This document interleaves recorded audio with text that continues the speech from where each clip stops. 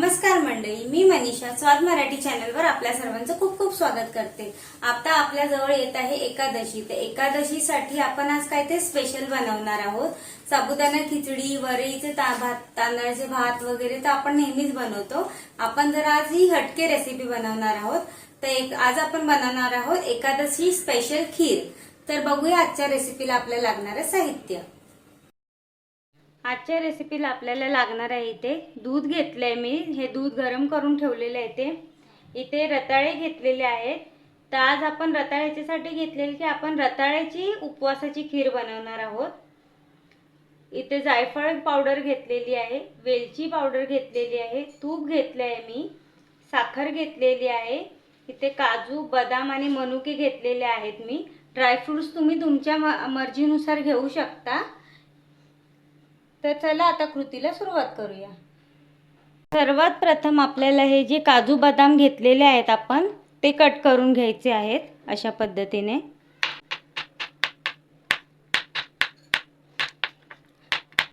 तुम्ही बघू शकता मी अगदी जाड नाही ठेवत आहे।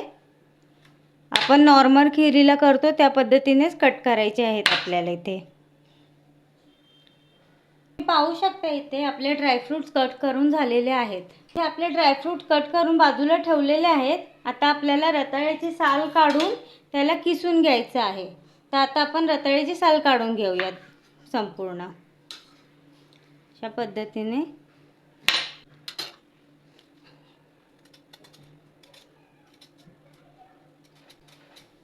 संपूर्ण रताळ्याची साल काढून घ्यायची आहे आपल्याला। बघू शकता आपले हे रताळे साल काढून झालेले आहे संपूर्ण। आता आपल्याला याला या किसणीच्या सहाय्याने खिसून घ्यायचं आहे। तुम्ही बघू शकता ही किसणी घेतलेली आहे मी, याच्या सहाय्याने आपल्याला खिसून घ्यायचं आहे।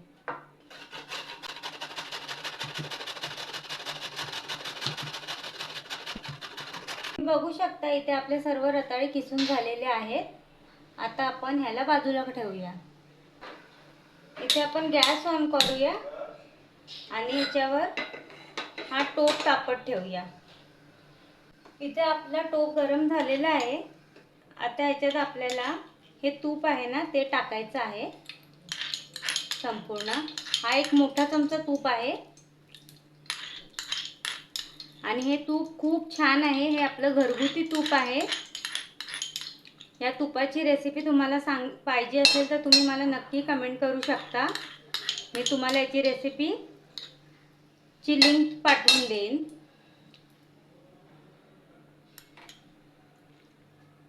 ते तूप तापलेलं आहे आपलं। आता आपल्याला हे संपूर्ण जे किसून ठेवलेलं मिश्रण आहे ह्याचं ते टाकायचं आहे याच्यात।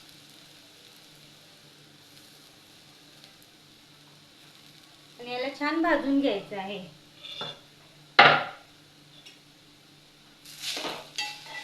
थोडासा गॅस वाढवते मी।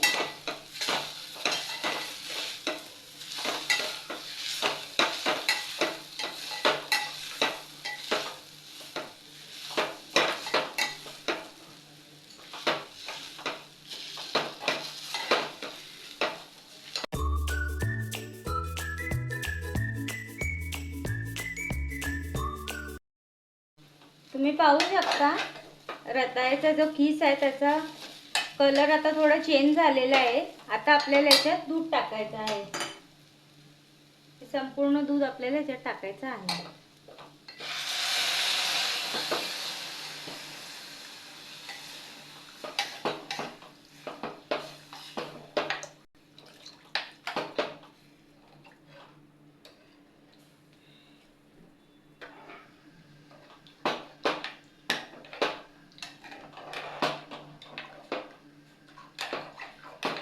ते दूध टाकल्यावर आपल्याला याला छान ढवळून घ्यायचं आहे। आणि आता आपल्याला लगेच साखर टाकायची नाही आहे। आधी या दुधामध्ये हे रताळे छान शिजू द्यायचे आहे। आधी साखर टाकायची नाही आहे। कधीही कुठला गोड पदार्थ करताना आधी जे जिन्नस आपण दुधात टाकलेले ते छान शिजू द्यायचे, त्याच्यानंतरच साखर टाकायची आहे। आता याला छान आपण उकळू देऊया। तुम्ही पाहू शकता आता ही खीर तुम्हाला कशी घट्ट दिसते, असे ढवळत राहायचे ही खीर जोपर्यंत शिजत नाही व्यवस्थित, कारण हे खाली लागू शकतं म्हणून छान ढवळून ढवळून घ्यायचं. आता ही खीर छान उकळलेली आहे. आता या पॉइंटला आपल्याला याच्यात साखर घालायची आहे. साखर तुम्ही तुमच्या चवीनुसार घाला, कमी जास्त जशी तुम्हाला लागत असेल तशी. मी माझ्या अंदाजाने घालते, तुम्ही तुमच्या हिशोबाने याच्यात साखर घालायची आहे.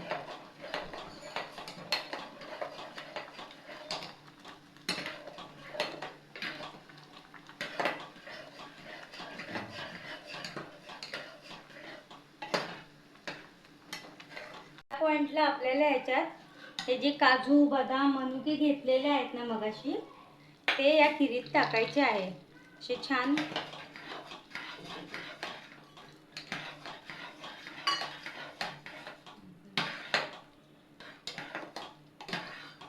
आता आपल्याला याच्यात ही वेलची पावडर आणि जायफळ पावडर टाकायची आहे.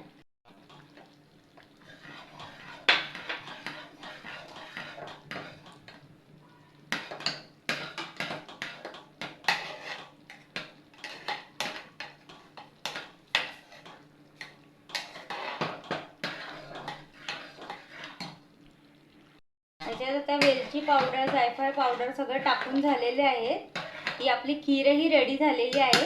आता आपण गॅस बंद करून घेऊया. आपण आता ही खीर या बाउलमध्ये काढून घेणार आहोत. तुम्ही पाहू शकता किती छान झालेली आहे ही खीर. ही दिसायला जेवढी छान दिसते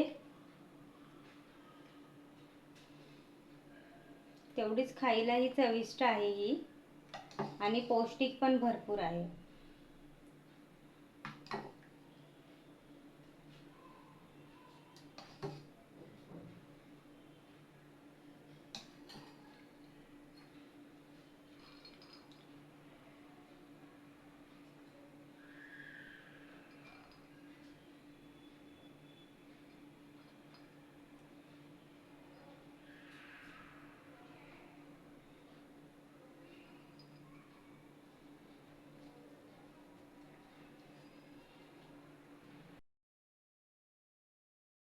तुम्ही पाहू शकता ही आपली सात्विक उपवासाची खीर बनवून रेडी झालेली आहे. दिसायला जेवढी छान आहे चवीलाही तेवढीच छान आहे. जर तुम्हाला माझी ही आजची रेसिपी आवडली असेल तर माझ्या चॅनलला लाईक शेअर सबस्क्राईब करायला विसरू नका. बेल आयकन नक्की दाबा आणि तुम्ही तुमच्या घरी ही खीर नक्की ट्राय करा आणि मला कमेंट करून सांगायला विसरू नका की तुम्हाला ही खीर कशी वाटली.